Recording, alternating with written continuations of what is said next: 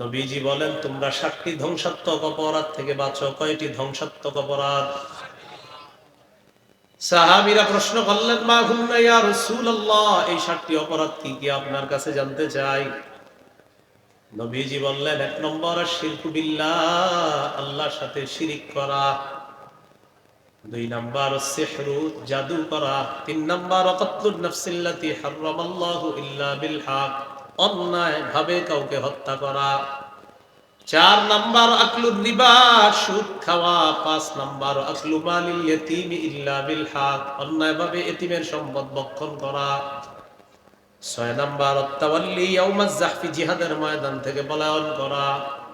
7 নম্বর কাসফুল মুহসানাতিল মুমিনাতিল গাফিলাত, সতী সাদী মুমিন নারীর উপর মিথ্যা অপবাদ দেওয়া। এই 7টার মধ্যে সুদ খাওয়ার কথা আসেনি? সুদ খাইলে সব ধ্বংস হয়ে যাবে। আল্লাহ আমাদেরকে হেফাজত করে। গজব নাম্বার 10, সুদী লেনদেন অবস্থায় যারা মারা যাবে, মৃত্যুর পর পেটে তো সাপ থাকবে একদিক দিয়ে, এই সাপ নিয়ে আবার কিয়ামত পর্যন্ত একটা রক্তের নদীতে সাঁতার কাটবে। কিয়ামতের আগে নদীর কিনারায় পৌঁছতে পারবে না। এই নদীর কিনারায় পৌঁছতে পারবে না। সহিহ বুখারীর বর্ণনা 2085 নম্বর হাদিস। রাসূলুল্লাহ সাল্লাল্লাহু আলাইহি সাল্লাম ফজরের নামাজের পর সাহাবায়ে কেরামের দিকে ফিরে বসলেন। দেখবেন আশেপাশের ইমাম সাহেবগণ, খতিব সাহেবগণ, ইমাম সাহেব যারা ফজর পড়ায় বিশেষ করে, তারা ফজরের পর মুসল্লিদের দিকে ফিরে বসে, আসরের পরও বসে, ফজরের পরও বসে, ঠিক না? একদিন ফজরের পর রাসূল সাল্লাল্লাহু আলাইহি সাল্লাম বললেন, তোমাদের কেউ কি কোনো স্বপ্ন দেখছো? প্রতিদিনই জিজ্ঞাসা করতেন, তো একদিন বললেন, কেউ দেখছো কালকে কোনো স্বপ্ন? কেউ কোনো জবাব দেয় না। বুঝা গেল গত রাতে কেউ কোনো স্বপ্ন দেখে নাই। রাসূলুল্লাহ সাল্লাল্লাহু আলাইহি সাল্লাম বললেন, আমি গত রাতে একটা বিষয় দেখছি, তোমাদেরকে বলি, তোমরা মন দিয়ে শোনো।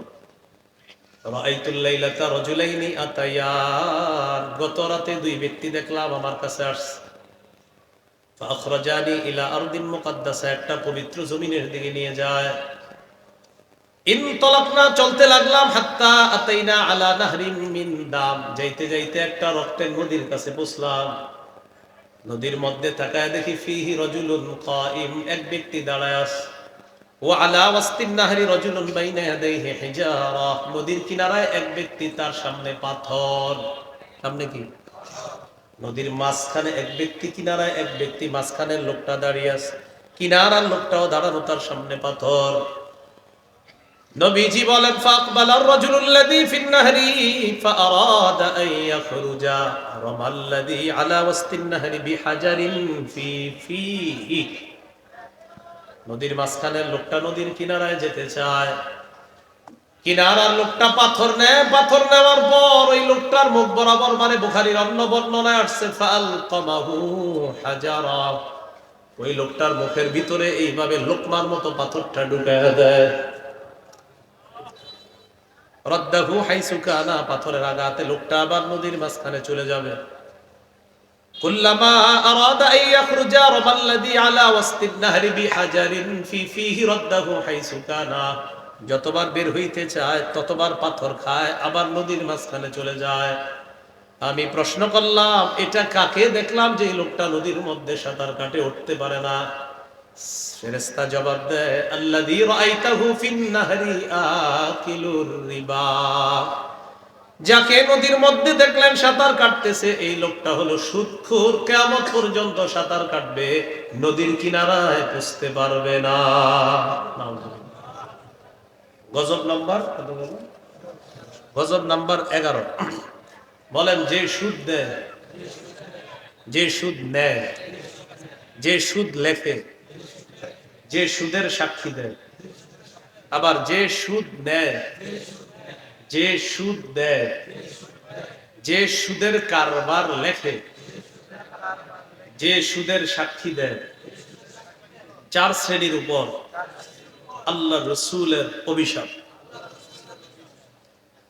নাসাই 5103 নম্বর হাদিস। ঠিক আছে, বলেন, সমস্যা নেই, এটা মুখস্থ করে নেন। عن علي بن أبي طالب رضي الله تعالى عنه أن رسول الله صلى الله عليه وسلم লাআনা আকিলার রিবা ওয়া মুকিলা ওয়া কাতিবা ওয়া শাহিদা। আলী রাদিয়াল্লাহু তাআলা আনহু বলেন, যে সুদ দেয়, যে সুদ নেয়, যে সুদের কারবার লেখে, যে সুদের সাক্ষী দেয়, সবার উপর আল্লাহর নবী অভিশাপ দেয়, নাউযুবিল্লাহ। গজব নাম্বার 12, বলেন জেনে শুনে সামান্য সুদ খাওয়া, 36 বার জিনা করার চাইতে বড় অপরাধ করা। মুসনাদ আহমদ হাদিসের কিতাব 21957 নম্বর হাদিস। قال رسول الله صلى الله عليه وسلم درهم ربا يأكله الرجل وهو يعلم أشد من 36 زنا। জেনে শুনে সামান্য 1 দিরহাম সুদ খাওয়া 36 বার জিনা করার চাইতে বড় অপরাধ করা। গজব নাম্বার 13,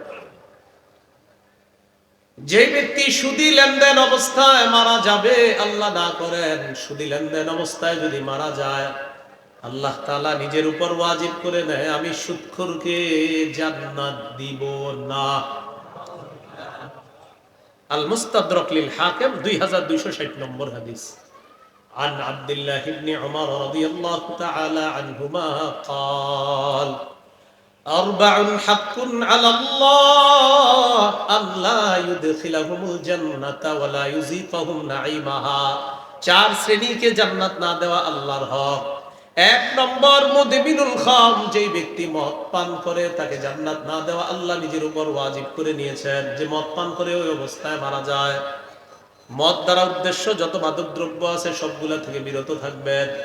ইয়াবা, বাবা, গাঁজা, হিরোইন, ফেন্সিডিল, আফিম, কানাডা ড্রাই, মাস্তুদ, শ্যাম্পেন, ডাইল ইত্যাদি যা আছে, ভ্যানের দোকানের চিপা চুপায় যা টানা হয় সব। কথা বুঝে আসছে? মুদমিনুল খাম, মদ পানকারী। 2 নাম্বার আকিলুর রিবা। নাম কোনে? আমার একটা বয়ান আছে মাদক দ্রব্য, কি নাম? ওই জায়গায় তো আরো অনেকগুলো বলছে, কিন্তু শিখে নিয়ে না, এখানে কম বলছে। ওখানে আলোচনা করছি কোথায় চাষ হয়, কেমনে হয়, কিভাবে আসে, পুরো আলোচনা আছে। 1 নাম্বার মুদমিনুল খাম, 2 নাম্বার আকিলুর রিবা, সুদখোর, 3 নাম্বার আকিলু মালিল ইয়াতীমি ইল্লা বিল হক, অন্যায়ভাবে এতিমের সম্পদ ভক্ষণকারী। 4 নাম্বার আল আকুল লিওয়ালিদাইহি, পিতা মাতার নাফরমান সন্তান। নাউজুবিল্লাহ। এই 4 শ্রেণীকে জান্নাত না দেওয়া আল্লাহ নিজের উপর অবধারিত করে নিয়েছেন। আল্লাহ হেফাজত করেন। আমিন। আল্লাহুম্মা সাল্লি আলা মুহাম্মাদিন ওয়া আলা আলি মুহাম্মাদ كما صليت على إبراهيم وعلى آل إبراهيم إنك حميد مجيد. اللهم بارك على محمد وعلى آل محمد كما باركت على إبراهيم وعلى آل إبراهيم إنك حميد